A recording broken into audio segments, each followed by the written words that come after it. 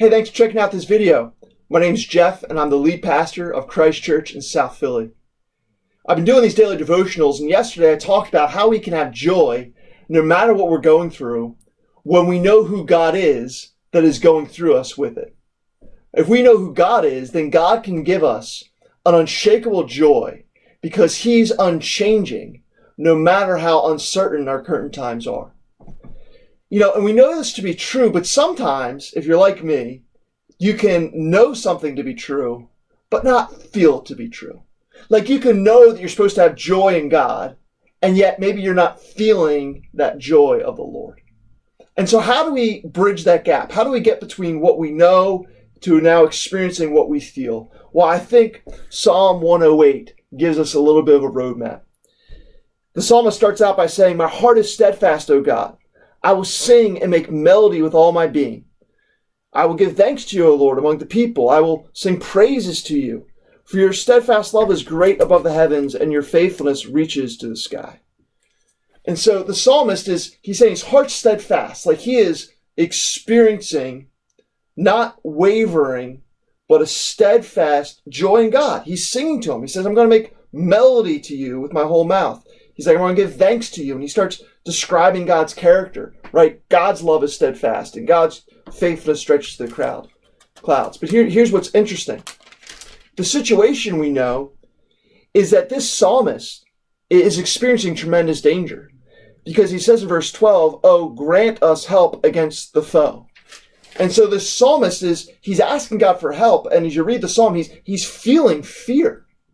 And so he starts by expressing joy, and yet he's going to also feeling this sense of fear. And so you actually get this struggle that he seems to know something to be true about God, and yet isn't necessarily experiencing it because he's feeling fear. And so this psalm is a tension of how do you wrestle with what you know versus what you feel.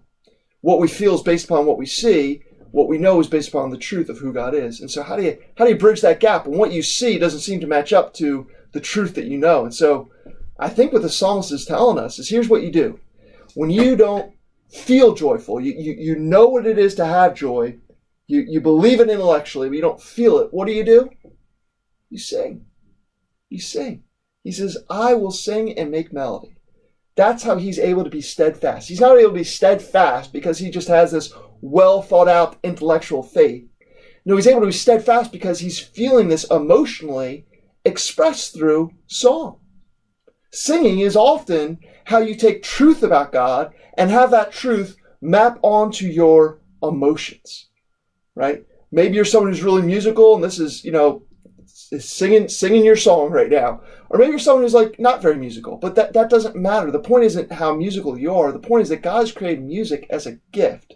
Music, it awakens our emotions in a spiritual way that we attach great truth about God to song.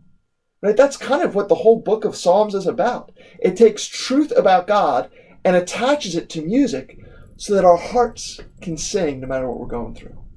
And so I can't tell you how many times I've been in really dark nights of my soul, just states of depression, usually because of health challenges I'm going through.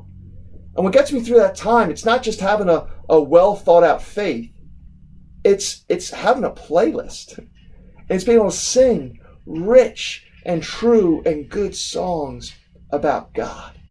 If you are doubting and feeling fear, and you're like, yeah, I know these things to be true about God, but they're not what I'm experiencing, friend, sing your troubles.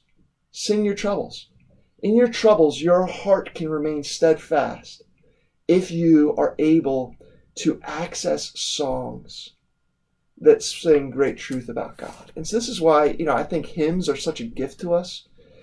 This is why there's so many beautiful songs, like modern hymns even, like "In Christ alone my hope is found," right?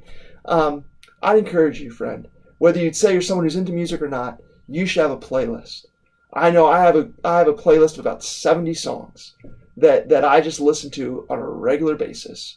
And, I listen to all kinds of music, but it's these songs that cheer my soul when my soul is downcast. It helps me be steadfast no matter what I'm going through. And so what songs do you have on your playlist? I'd love to hear that, actually. Go ahead and drop a comment. What songs have really ministered to you when you've had dark nights in the soul, when there's been a disconnect between your intellect and your feelings? I think we need to recapture a kind of theology of singing, if you will, and the importance of being able to sing and make melody, because that's often what takes stuff from our head and gets it down into our hearts. I hope that helps you. I hope that helps you get through some hard times. God has more that He wants for you. He wants you to experience more joy in His life. And so maybe there's a little more music that He wants you to start making. God bless you. I'll see you tomorrow with another daily devotional.